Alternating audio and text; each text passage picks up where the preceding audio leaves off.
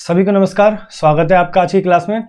आज की class BA fourth semester के पॉलिटिकल साइंस के जो इंपॉर्टेंट क्वेश्चंस की सीरीज चल रही है उसका पार्ट 3 और यूनिट 3 के 3 क्वेश्चंस जो पेपर में आने की प्रोबेबिलिटी है उसको करेंगे। ये क्वेश्चन बहुत ही ज़्यादा आसान है क्योंकि सारे के सारे इंडिया से रिलेटेड है, तो ईजी वे में आप कर सकते हैं और ये 12th में भी आपने कवर कर रखे होंगे और काफ़ी आंसर्स तो आपको वैसे भी आते होंगे। तो जल्दी से खत्म कर लेते हैं, इसके बाद आपका पेपर देना है आपको फाइनल। ये पार्ट 3 होने के बाद पूरा सिलेबस लगभग खत्म हो जाएगा और पूरे सिलेबस के जितने भी इंपॉर्टेंट क्वेश्चन है वो खत्म हो जाएंगे। तो इसका फर्स्ट क्वेश्चन है भारत के विदेशी सिद्धांत, यानी भारत के जो विदेशों को लेकर सिद्धांत है, क्या क्या पॉलिसीज हैं और उसके क्या उद्देश्य हैं वो देखेंगे। फिर उनमें से एक प्रमुख सिद्धांत गुटनिरपेक्षता और उसकी प्रासंगिकता, मतलब आज उसकी उपयोगिता, उपलब्धता या फिर महत्वता को समझेंगे। फिर भारत एक उभरती हुई शक्ति के रूप में, यानी विश्व में, जैसे विश्व में विभिन्न प्रकार की शक्तियां हैं, जैसे अमेरिका है, फ्रांस है, ब्रिटेन है, रूस है, वैसे ही भारत भी आज चीन की तरह, जैसे चीन है वैसे ही शक्ति के रूप में उभर रहा है, लेकिन उसके सामने कुछ चुनौतियां भी है, वो बखूबी समझते होंगे आप। तो एक एक करके तीनों को समझते हैं।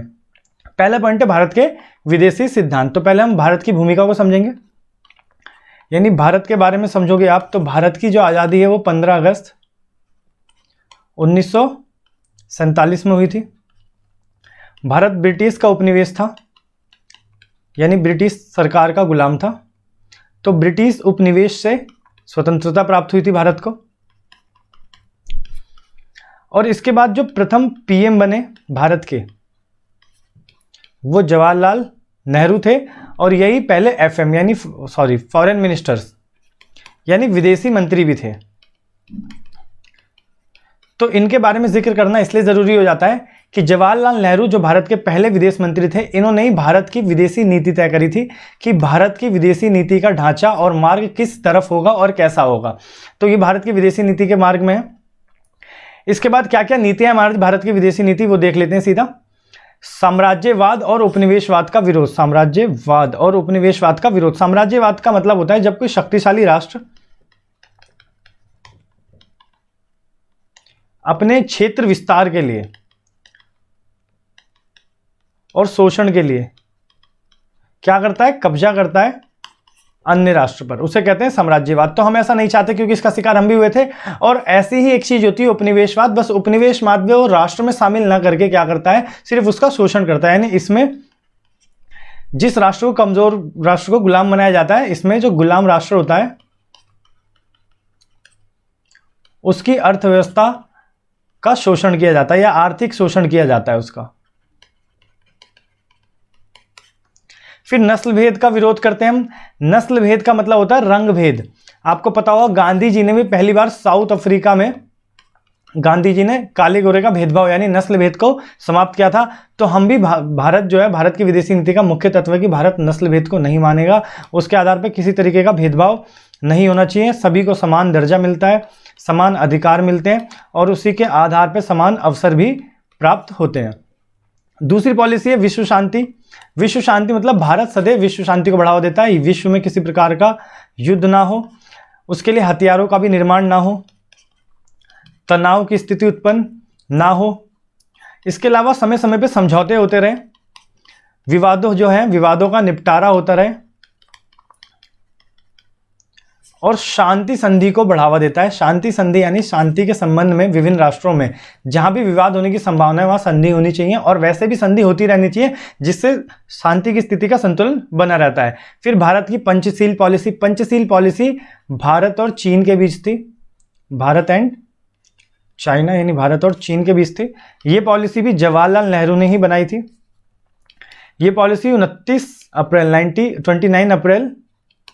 1954 में अपनाई गई थी, जिसमें 5 प्रमुख मुद्दे थे भारत और चीन के बीच जो तय किए गए थे कि भारत और चीन दोनों ही इस चीज़ों को मानेंगे, जैसे कि एक दूसरे की सीमा का सम्मान, संप्रभुत्वता का सम्मान,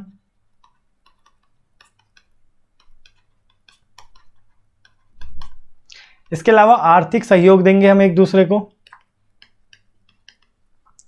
आंतरिक मामलों में हस्तक्षेप भी नहीं करेंगे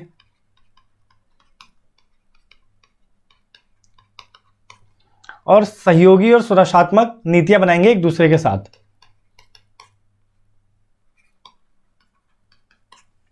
तो ये पंचशील की पॉलिसी थी, जो चीन के संबंध में हमने एक बड़ा कदम उठाया था कि चीन के साथ 5 संबंध स्थापित किए गए थे, 5 पॉलिसीज तय की गई थी। ये 29 अप्रैल 1954 में जवाहरलाल नेहरू द्वारा तय की गई थी। ये बहुत प्रमुख पॉलिसी थी। इसके बाद ऐसी ही एक बहुत प्रमुख पॉलिसी थी गुट निरपेक्षता। गुट निरपेक्षता का निर्माण 1961 में बेलग्रेड सम्मेलन द्वारा हुआ। इसमें 5 प्रमुख देश थे जब इसका निर्माण हुआ था, और भारत इनमें से एक प्रमुख था। गुट निरपेक्षता की बात करें तो वर्तमान में इसमें लगभग 120 देश हैं। और इसका निर्माण हुआ क्या, क्यों था? तो इसका निर्माण हुआ था शीत युद्ध का विरोध करने के लिए। और शीत युद्ध के दौरान जो 2 ध्रुवीयता थी, यानी शीत युद्ध के दौरान पूरी दुनिया 2 भागों में बढ़ गई थी, तो ये 2 ध्रुवीयता का भी विरोध कर रहा था। यानी ना ही अमेरिकी पक्ष में जाना चाहता था, अमेरिकी पक्ष में भी नहीं जाना चाहते थे, और यूएसएसआर यानी सोवियत संघ के पक्ष में भी नहीं जाना चाहते थे। तो ये तीसरी दुनिया के रूप में उभरे, यानी स्वतंत्र विकासशील देशों की एक दुनिया, जिसे कहा गया गुट निरपेक्ष, जिसके नाम से पता चलता है गुट निरपेक्ष, यानी किसी की भी गुट के पक्ष में ना होना। इसके बाद अंतर्राष्ट्रीय विवादों को शांतिपूर्ण तरीके से समाधान करना। शांतिपूर्ण तरीके से समाधान कैसे करेंगे? समझौतों द्वारा, संधियों द्वारा, बैठकों द्वारा, या फिर अंतर्राष्ट्रीय मंच। अंतर्राष्ट्रीय मंच यानी अंतर्राष्ट्रीय कोई संगठन हो, मंच जो संगठन के रूप में काम करता हो, उसके द्वारा सुलह कराया जाए। कुल मिलाकर युद्ध के पूरे तरीके से हम विरोध में। फिर यूएनओ और विश्व कानून का समर्थन। हम क्या बात कर रहे हैं? विश्व में शांति हो, विश्व में हम एक दूसरे का समर्थन करें। तो ये सब संभव जब ही है जब विश्व स्तर पे कोई ऐसा काम करे। और यूएनओ एक विश्व स्तर का संगठन है, विश्व स्तर का अंतर्राष्ट्रीय संगठन।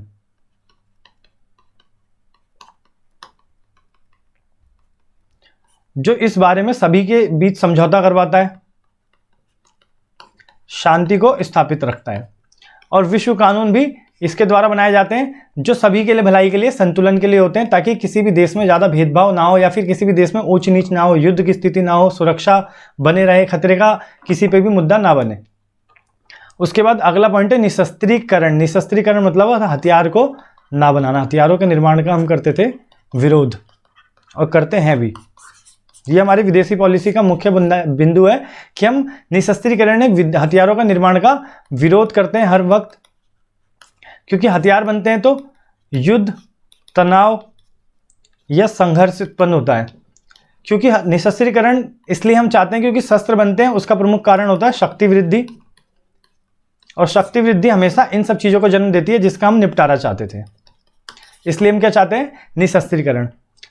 अब इसके उद्देश्य क्या है? भारत इतनी सारी पॉलिसीज बना रहा है। जैसे हमने पॉलिसीज देखी कि भारत साम्राज्यवाद का विरोध करता है, उपनिवेशवाद का विरोध करता है, नस्लवाद का विरोध करता है, विश्व शांति चाहता है, पंचशील, गुट निरपेक्षता, अंतर्राष्ट्रीय विवादों को शांतिपूर्ण तरीके से निपटाओ, यूएनओ, विश्व कानून, निशस्त्रीकरण। इतनी सारी चीज़ों का क्या उद्देश्य होगा? तो इसके उद्देश्य भी लगभग ऐसे ही होते हैं। जैसे पहला हम चाहते हैं विश्व में शांति की स्थिति बनी रहे, शांति व सुरक्षा की स्थिति सदा बनी रहे। दूसरी पॉलिसी है विश्व में शांति बने और उसके साथ सहयोग भी बने। सहयोग जैसे आपसी में समझौते होते रहे। तीसरा विवादों का निपटारा हो, विवादों व युद्धों का निपटारा हो।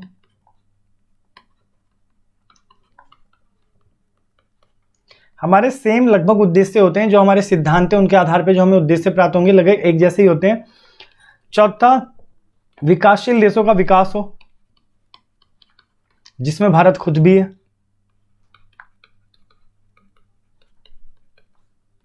शस्त्रों के निर्माण पर यानी शस्त्रों पर प्रतिबंध हो, या फिर अंतर्राष्ट्रीय संगठन यानी यूएनओ का शासन को सभी माने, यानी कि यूएनओ के नियमों का पालन हो। तो ये कुछ हमारे उद्देश्य हैं। तो ये हमारा पहला टॉपिक क्लियर हो गया, भारत के विदेशी सिद्धांत, कि भारत के बारे में इंट्रोडक्शन दोगे, फिर उसके सारे सिद्धांत बता दोगे और सिद्धांतों के क्या उद्देश्य हैं, अगर उद्देश्य आए तो वो बता दोगे। उसके बाद अपना दूसरा जो पॉइंट है, दूसरा क्वेश्चन बनेगा आपका गुट निरपेक्षता और उसकी प्रासंगिकता के बारे में। तो सबसे पहले गुट निरपेक्षता को समझ लो। गुट निरपेक्षता क्या है? तो गुट निरपेक्षता का मतलब मैंने आपको बताया, शीत युद्ध के दौरान किसी भी गुट में शामिल ना होना,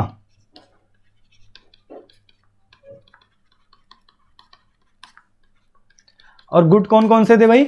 एक यूएसए और दूसरा यूएसएसआर। यूएसए कौन सा? पश्चिमी, यूएसएसआर पूर्वी। इसे हम प्रथम दुनिया कहते थे और इसे हम दूसरी दुनिया कहते थे। और ये जो गुट निरपेक्षता थी ये आगे चल के बनी तीसरी दुनिया। तो ऐसे कहते हैं हम, शीत युद्ध के दौरान दुनिया 3 भागों में बढ़ गई थी, प्रथम, द्वितीय और तृतीय। तो गुट निरपेक्षता लिख दोगे आप। अब गुट निरपेक्षता की पृष्ठभूमि में आप निर्माण देखोगे तो 1947 में एशियाई रिलेशन सम्मेलन में ये प्रथम था, और दूसरा एशियाई रिलेशन सम्मेलन 1949 में भारत में, यहाँ इसकी नींव डाली गई थी। यानी इसके बारे में चर्चा हुई थी, इसके बारे में जिक्र हुआ था कि शीत युद्ध के दौरान हमें कुछ ऐसा कदम उठाना है। फिर ऐसे कदम उठाने के बारे में बात ऐसे हुई कि 1955 में पहली बार जब एफ्रो एशियाई सम्मेलन हुआ, एफ्रो एशियाई सम्मेलन, जिसमें अफ्रीका के और एशिया के देश शामिल थे, और ये दोनों ही वो देश जो नव स्वतंत्र थे, जो अभी अभी उपनिवेशीवाद से आज़ादी प्राप्त करे थे जिन्होंने, और ये सभी विकासशील राष्ट्र थे, और ये सब एक ऑप्शन ढूंढ रहे थे शीत युद्ध के दौरान अमेरिका और यूरोपीय संघ से बचने का। तो इन्होंने एफ्रो एशियाई सम्मेलन 1955 में, जिसे हम बार्डुंग सम्मेलन भी कहते हैं, यहां पे नींव रखी गुट निरपेक्षता यानी नाम की, नॉन अलायन मूवमेंट की। इसके बाद 1961 में फाइनली बेलग्रेड में सम्मेलन हुआ, बेलग्रेड सम्मेलन, जो इसका प्रथम सम्मेलन था, और इसका निर्माण हो गया। वर्तमान में इसमें देखा जाए तो लगभग 120 से अधिक देश हैं, और इसका तत्कालीन जो सम्मेलन था लास्ट 2019 में अजरबैजान में हुआ था।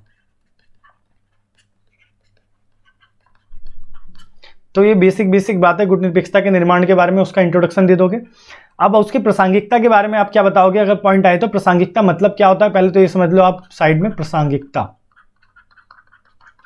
प्रासंगिकता का मतलब होता है महत्वता या उपयोगिता। कहने का मतलब है ये क्वेश्चन उठता है इसलिए क्योंकि इसका निर्माण शीत युद्ध के दौरान शीत युद्ध के विरोध के लिए हुआ, बट 1991 में शीत युद्ध हो गया खत्म। तो ये पॉइंट उठता है क्या अभी भी ये प्रासंगिक है या नहीं है? तो उसके बिंदु हैं कि प्रासंगिक कैसे है।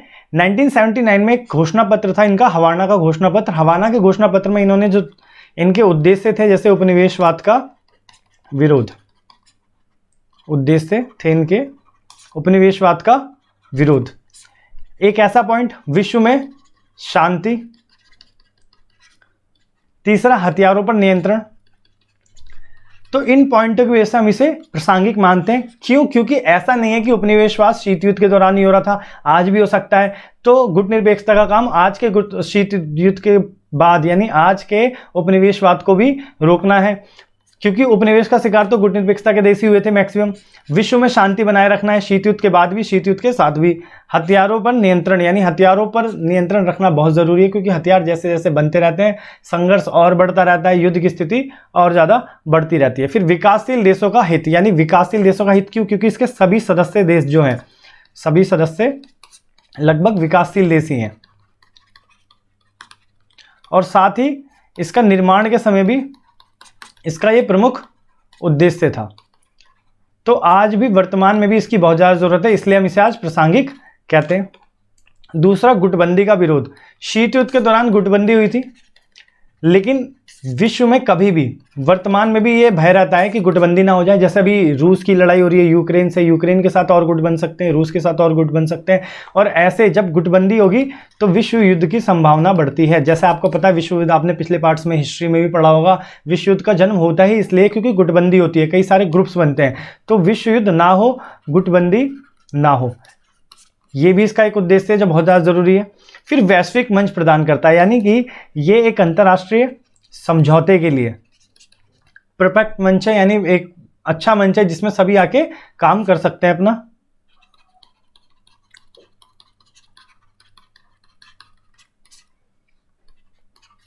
इसके अलावा इससे शांति भी बढ़ेगी, समझौता भी होगा, और अन्य राष्ट्र सहयोग भी करेंगे एक दूसरे को।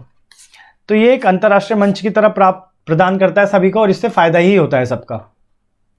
इसके बाद हम पॉइंट देखेंगे, भारत एक उभरती हुई शक्ति, यानी भारत वर्तमान में एक उभरती हुई शक्ति है। तो इसमें कई चरणों में ये पार्ट है, यानी भारत की आज़ादी से लेकर वर्तमान तक भारत ने ऐसे क्या क्या उपलब्धियां हासिल करी हैं जिसके बाद भारत को एक उभरती हुई शक्ति कहा जा रहा है। तो पहले परिचय समझोगे भारत का। भारत की स्वतंत्रता, जो भारत की स्वतंत्रता थी वो 1947 में हो गई थी। उसके बाद 1950 में भारत गणतंत्र राष्ट्र भी बन गया, यानी भारत का संविधान लागू हो गया। और आधुनिक युग की बात करी जाए तो यानी 21वीं शताब्दी में भारत की बात करें तो भारत की अर्थव्यवस्था विश्व की बड़ी अर्थव्यवस्थाओं में आती है।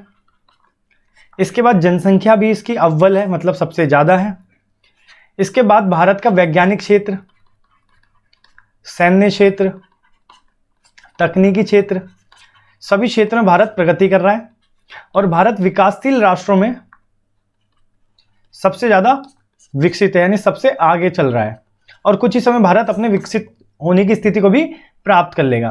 तो ये ऐसी स्थिति प्राप्त कैसे हुई, भारत एक उभरती शक्ति कैसे बना, तो इसको हम शुरुआत से लेकर यानी भारत की आज़ादी 1947 से लेकर अब तक की स्थिति को 3 चरणों में बांट देते हैं। तो देखते हैं एक एक करके। पहला चरण जो था हमारा नेहरू नेतृत्व माना जाता है, क्योंकि सबसे पहले जो प्रधानमंत्री थे वो नेहरू जी थे हमारे।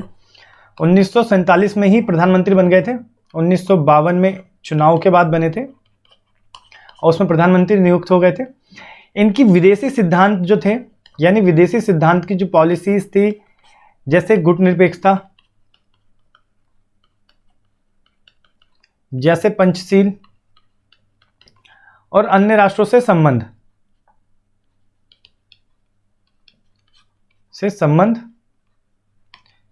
जिससे हमें शांति का मार्ग प्राप्त हुआ और प्रगति भी प्राप्त हुई। तो इन्होंने भारत को विकास करने में मदद करी। मदद क्या करी, इन्होंने भूमिका निभाई, क्योंकि इनकी भी उस समय जिम्मेदारी थी। भारत नया नया आज़ाद हुआ था और सारा भार जो नेहरू जी के कंधे पे था। इसके बाद हरित क्रांति, प्रथम चरण में देखेंगे 1960 के दशक में हरित क्रांति हुई। हरित क्रांति जो थी वो उत्पादन, किस चीज़ के, खाद्यान्न उत्पादन, यानी भारत में जो उस समय सूखा था उस संकट को और सूखा को समाप्त करने के लिए थी ये हरित क्रांति। हरित क्रांति ने काफ़ी अच्छा काम किया, उत्पादन में वृद्धि हुई। इससे हम आयात की जगह निर्यात करने लग गए। निर्यात से हमारा व्यापार बढ़ा और व्यापार से अर्थव्यवस्था और मजबूत हुई। तो यानी इसने भी प्रगति में बहुत बड़ी भूमिका निभाई। इसके अलावा हरित क्रांति के अलावा अन्य क्रांतियां जैसे श्वेत क्रांति। श्वेत क्रांति के बारे में आपने सुना होगा, श्वेत क्रांति दुग्ध क्रांति भी कहलाती है। दुग्ध मतलब दूध के उत्पादन के लिए, जिसे ऑपरेशन फ्लड के नाम से भी जाना जाता है। इसके बाद गुलाबी क्रांति, नीली क्रांति, पीली क्रांति, भूरी क्रांति, इन सब क्रांतियों के बारे में आपको थोड़ा थोड़ा लिख देना है, जिसमें आपको बताना है कि किस किस चीज़ के लिए ये क्रांतियाँ हुई थी और इन क्रांतियों से फिर भारत में उत्पादन के क्षेत्र में वृद्धि हुई। इसके बाद भारत का गुटनिरपेक्षता की पॉलिसी की 1961 में। पीछे आप बहुत कुछ समझ चुके हो गुटनिरपेक्षता के भारत में धीरे धीरे जुड़ा। तो ये सारी चीज़ें गुटनिरपेक्षता की पॉलिसी में लिख देनी है। सब प्रथम चरण में था, यानी प्रथम चरण में भारत ने इन विकास के क्षेत्रों को प्राप्त किया। दूसरे चरण की बात करें तो दूसरा चरण सबसे प्रमुख माना गया, क्योंकि अर्थव्यवस्था में परिवर्तनकारी माना गया। अर्थव्यवस्था के क्षेत्र में परिवर्तनकारी है। परिवर्तनकारी ऐसे है कि जब भारत आज़ाद हुआ तो एलपीजी से पहले भारत में सिर्फ समाजवाद था, यानी जो अर्थव्यवस्था थी वो सिर्फ समाजवाद थी। एलपीजी के बाद हमारी अर्थव्यवस्था मिश्रित हो गई। मिश्रित क्यों हो गई, क्योंकि हमने समाजवाद के साथ साथ पूंजीवाद को भी अपना लिया, यानी औद्योगिक क्षेत्र में उद्योग विकास भी शुरू कर दिया। एलपीजी यानी एल, पी और जी। एल का मतलब होता है लिबरलाइजेशन यानी उदारीकरण, पी का मतलब प्राइवेटाइजेशन यानी निजीकरण, जी का मतलब ग्लोबलाइजेशन यानी कि वैश्वीकरण। यानी भारत ने इन मुद्दों पे काम करना शुरू करा और आज आप देख सकते हैं भारत के विश्व के लगभग हर देश से अच्छे संबंध है, विश्व से व्यापार कर रहा है। और मोदी जी को भी देखोगे तो आप लगभग बहुत सारे देशों में जाके संबंध स्थापित कर रहे हैं, घूम रहे हैं, सम्मेलन कर रहे हैं। तो ये किसकी वजह से हो पाया, ये एलपीजी की नींव की वजह से हो पाया। एलपीजी थी 1991 में लाया गया था। इसके जो निर्माता थे उस समय के एफएम यानी कि फाइनेंस मिनिस्टर थे, जिनका नाम था डॉक्टर मनमोहन सिंह।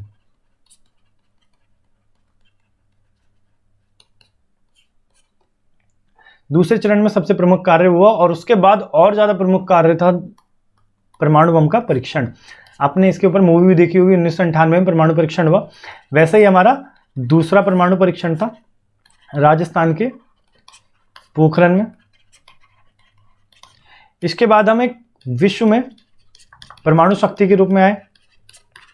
अब परमाणु शक्ति का फायदा ये होता है कि इस समय सुरक्षा प्राप्त होती है, किसी भी खतरे से हम बच जाते हैं। खतरा कैसा? आक्रमण का। कोई भी राष्ट्र अब हम पे आक्रमण करने से पहले सोचेगा, क्योंकि अगर हम पे आक्रमण करता है तो हमारे पास परमाणु है। अगर नॉर्मली आक्रमण करता है तो हम नॉर्मल लड़ाई करेंगे, हथियारों से लड़ाई करेंगे, लेकिन अगर परमाणु हमला करता है तो हम परमाणु हमला कर सकते हैं। तो परमाणु हमले से बचने के लिए भी जरूरी है कि आपके पास परमाणु बम होना चाहिए, क्योंकि अमेरिका ने भी जापान पे परमाणु बम का हमला किया था। करा है इसलिए क्योंकि उसे पता था जापान पे परमाणु बम नहीं है। अगर जापान पे परमाणु बम होते तो अमेरिका की भी हिम्मत नहीं होती कि वो हमला करता। तो हम परमाणु शक्ति बन गए। दूसरे चरण की ये उपलब्धि थी हमारी। उसके बाद तीसरे चरण में हम देखेंगे जो आधुनिक समय की बात है, आधुनिक समय की बात है, यानी 2000 के बाद की बात है। ब्रिक्स के हम सदस्य हैं। ब्रिक्स क्या है भाई? एक इंटरनेशनल ऑर्गेनाइजेशन है, अंतरराष्ट्रीय संगठन है जो काफी विकसित और मजबूत संगठन है। ब्रिक्स में लगभग 5 देश हैं। बी से ब्राजील, आर से रूस, आई से भारत इंडिया, सी से चीन और एस से साउथ अफ्रीका। तो इन 5 देशों का यह संगठन है जो विश्व स्तर पर कालाबाजारी को रोकने के लिए काम कर रहे हैं, उत्पादन को बढ़ाने के लिए काम कर रहे हैं, सॉफ्टवेयर के विकास के लिए काम कर रहे हैं और ऊर्जा के संसाधनों का विकास हो, इस चीजों पे काम कर रहे हैं। तो ये भी भारत के विकास में एक बहुत ज्यादा सहयोगी बिंदु है। इसके बाद देखेंगे अंतरराष्ट्रीय संबंध और वार्ताएं। इसमें आपको मोदी जी के बारे में लिखना है। मोदी जी यानी कि वर्तमान प्रधानमंत्री, पीएम। और आपको जो भी इनके संबंध पता हो, मतलब जितने भी सम्मेलन होते रहते हैं, इधर से कई सारे देशों में जाते रहते हैं, इनकी बैठकें होती रहती हैं, दौरा होता रहता है, उसके बारे में आप डाल सकते हो। जैसे अभी तत्काल में ऑस्ट्रेलिया का डाल दो, अमेरिका में भी इनकी वार्ताएं हुई, चीन में भी हुई, पाकिस्तान में भी एक बार गए। इससे क्या होता है भाई? शांति और सम्मेलन की स्थिति बढ़ती रहती है, समझौता हमारा होता रहता है दूसरे देशों से। तो जो खटासपूर्ण संबंध होते हैं वो धीरे धीरे समाप्त होते हैं। जब खटासपूर्ण संबंध समाप्त होंगे, जैसे हम लिख दें यहाँ पे, नकारात्मक संबंध अगर मान लो समाप्त होते हैं, नकारात्मकता समाप्त होने के बाद व्यापार बढ़ता है और व्यापार से आर्थिक गति प्राप्त होगी, आर्थिक वृद्धि होगी। और विकासशील देश जैसा कि भारत है उसको सबसे ज़्यादा जरूरत आर्थिक विकास की रहती है। इसके बाद प्रतिस्पर्धा, प्रतिस्पर्धा में हमारी भूमिका बढ़ रही है, क्योंकि बाजार एक तो हमारा बहुत बड़ा है, दूसरा अन्य बाजारों पर भी हमारा जो उत्पादन है वो जा रहा है। और हम पता है ना, मेक इन इंडिया में आगे कर रहे हैं, तो हमारा उत्पादन बढ़ रहा है। उत्पादन बढ़ेगा तो अन्य बाजारों में हमारा माल जाएगा और इससे वृद्धि होगी। और प्रतिस्पर्धा किसका? चीन का, क्योंकि आपको पता है चीन ड्रैगन, विश्व की अर्थव्यवस्था में चीन की अर्थव्यवस्था को ड्रैगन कहा जाता है, क्योंकि विश्व में सारी अर्थव्यवस्थाओं पर चीन का धीरे धीरे सिकंजा होता जा रहा है। तो उस प्रतिस्पर्धा में भारत भी धीरे धीरे आगे आ रहा है, बाजारों में उसका भी नियंत्रण हो रहा है। कैसे? क्योंकि मेक इन इंडिया के तहत हम भी उत्पादन कर रहे हैं, तो बाजारों में माल जा रहा है। इसके बाद मानव पूंजी, यानी कि आपको तत्काल में पता होगा भारत की जनसंख्या, वो भी कैसी जनसंख्या? युवा जनसंख्या। युवा क्यों? क्योंकि ऐसा है कि जनसंख्या तो चीन की भी बहुत ज़्यादा है, लेकिन वहाँ पे बुजुर्ग जनसंख्या ज़्यादा है, हमारे यहाँ युवा जनसंख्या ज़्यादा है। युवा जनसंख्या का क्या होता है? उत्पादन, यानी उत्पादकता बहुत वृद्धि होती है, उत्पादकता ज़्यादा होती है। इससे क्या होगा? विकास जल्दी प्राप्त होगा, उत्पादन और ज़्यादा बढ़ेगा, विकास भी जल्दी प्राप्त होगा। तो ये हमारा पॉइंट है जिससे भारत को हम उभरती हुई शक्ति के रूप में शो कर सकते हैं। इसके बाद इसकी चुनौतियां क्या क्या है भारत में जो उभरती हुई शक्ति के रूप में रोक रही है? तो सबसे पहला पॉइंट जो हमारी शक्ति थी मानव पूंजी, वही यानी कि जनसंख्या। तो आप जनसंख्या बताओ। भारत में भ्रष्टाचार बहुत ज़्यादा है, वो बताओ। फिर भारत में साक्षरता दर की कमी, साक्षरता दर की कमी, इस पॉइंट को ऐड करो आप। महिलाओं की स्थिति, यानी महिलाओं का जो शोषण भारत में होता है उसकी स्थिति का वर्णन करो। इसके बाद राजनीतिक स्थिति, भारत में जो राजनीतिक स्थिति खराब रहती है, हरदम बहुत ज़्यादा राजनीति होती है, उसके बारे में बोलो। इसके बाद इसमें आप बता सकते हो कि धीरे धीरे भारत की स्थिति के बारे में और क्या क्या चुनौतियां हैं जो भारत को विकास करने से रोक रही हैं।